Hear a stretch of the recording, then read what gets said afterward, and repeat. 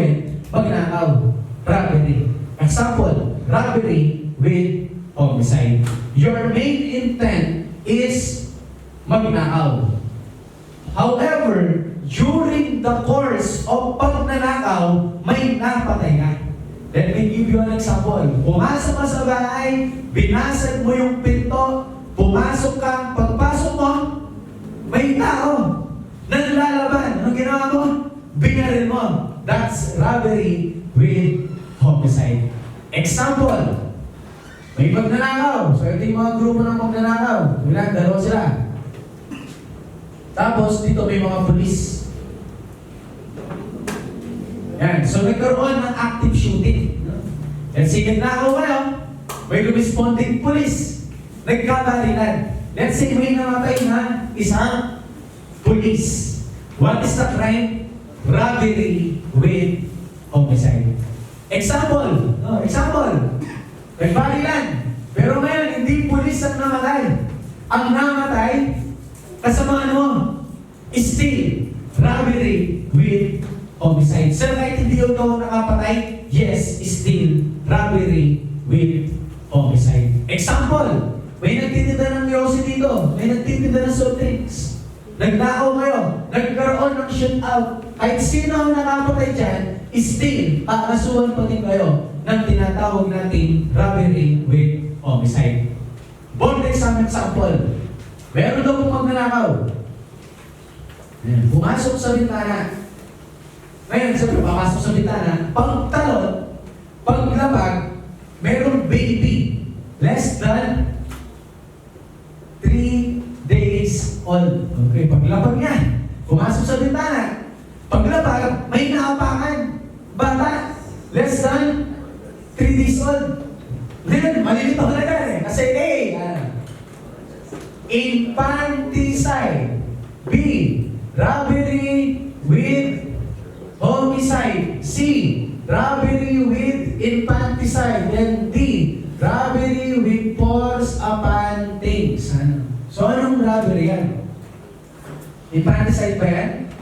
No, it's still robbery with homicide. Wala pong robbery with infanticide. Wala ding robbery with parricide. As long as may namatay during the course of robbery, kahit sino man yan, at ilang taon man yan, ilang araw man yan, still the crime is robbery with homicide. So that's the first one. Next, meron din po tayong tinatawag na robbery with rape. Okay, so dito tayo sa robbery with rape. Sir, dito po ba sa robbery with homicide? Kahit hindi ako yung nakapatay yung kasama ko, paano siya kasama po ba ko? Yes. The act of one is the act of all when it comes to these special complex crimes. Ngayon, robbery with rape naman tayo. In robbery with rape, the same. Ang main intent mo pa rin is the robbery. However, during the course of a robbery, may ginahasa. Okay, kung tingnan natin ha. Example, pumasok kayo sa bahay. Pumasok kayo sa bahay. Let's say, kwarto to. Pumasok kayo. Nagnakaw kayo. Ngayon may nakita, yung kasama mo, may nakita siyang magandang dilag. Sexy nito sabi mo kasama mo. Inhit siya, nag-iinit siya. Ginasa niya. What is the crime? That is robbery with rape. Ngayon, ito yung mga tanong. For example, tatlo Yan. Si Pedro, si Juan, at saka si Miguel. Okay na. Si Pedro, si Juan, at saka si Miguel. For example, ang nanggahasa si Pedro, nakita ni Juan, nakita ni Miguel, pero hindi nilang pinigilan yung kanilang kasama. Hinayaan lang nila, tumatawa sila. Sige, banat, kami na bahala dito. Are they all punishable? Yes, for the crime of robbery with rape. Sir, bakit hindi nila nakita? Okay. They are unaware na nag-aasa pala si Pedro. Ang punishable lang ng robbery with rape ay si Pedro. Hindi kasama si Juan at saka si Miguel. Sir, let's say, nakita po nila. Tapos pinipigilan po nila si Pedro. Uy, wag na. Minus 10 na tayo sa langit niyan. Kanina minus 5 na, ngayon minus 10 na. Still, si Pedro pa din po ang punishable. Kasi may distance from Juan at saka kay Miguel. Pero kung nakita nila, hinayaan lang nila, nag-aasahin ni Pedro yung kanilang biktima na si Maria, all of them are punishable for the crime of robbery with rape. Ano ang pwede mong gawin kapag kinasuhan ka ng rape? Marriage. Tatandaan niya na, pakasalan niyo na lang. Sample, maganda. Tapos magandang lalaki ka naman. Ginasa mo. Offered marriage. Magpakasal na lang kayo. Kasi pag nagpakasal kayo, may extinguish na yan. Yung tinatawag po natin crime of rape. Next, sir, question. What if po, what if po attempted lang, two separate crimes na siya nun? Robbery and attempted rape. Okay, so the same will applies with robbery with homicide. It must be consummated. Okay, kasi yung frustrated attempted lang yan, separate crime na po sila.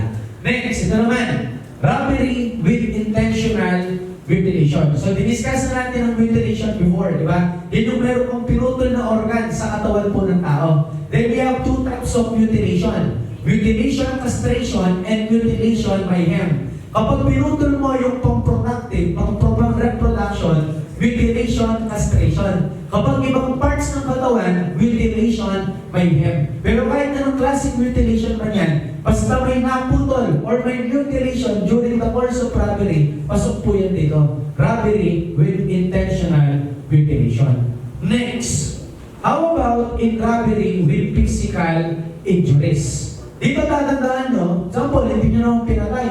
Binugbog nyo lang. Okay, binugbog nyo lang yung tao. One crime, robbery with physical injuries. But again, it must be serious physical injury. Kung ano lang yan, kung less serious lang po yan, at slight lamang po yan, robbery lang siya. Absurd na siya doon sa violence or intimidation against person. So it must be serious physical injury. The last one, robbery with unnecessary violence. Ito yung nagnakaw ka na, tapos gumawa ka pa ng mga bagay na hindi naman po kailangan. Example, no? Yung tao di naman po nanlalaban. Nagnakaw na kayo, pumasok kayo sa bahay. Yung tao di naman nanlalaban, pero ang ginawa nyo, tinati nyo. Tapos, kada daan mo sa kanya, sinasampal mo. Biglang kayo, pak! Oh, doon naman kayo magnanakaw ha, sampal ulit. That's robbery with unnecessary violence. Ito yung nakagagawa nyo na ng maayos yung pagnanakaw. Gumagawa ka pa ng kahit ng mga masasamang bagay towards the victim. So that is robbery with unnecessary violence. So ano po ba ang tatandaan natin? Sir, multiplat yan, pasok. And may namatay, may na-rape, may mutilation, may physical injuries, may unnecessary violence. Ang isa sa palang kaso is robbery with homicide. Then itong apat na to, sila po ay magiging aggravating circumstances lamang. Tandaan ha, kapag po sa lahat po ng situations na ito, pasok sa iisang situation, ang crime is robbery with homicide. For example, may pinatay, may hinahasa, ang crime, robbery with homicide. So paano yung rape? Aggravating circumstance. So ang isa sa papatid po natin is robbery with homicide. Siyempre ito yung pinakamataas eh. Kasi dito may pinatay. So mangyayari po dito sa apat na to, sila lamang po ay magiging aggravating circumstances. Next po.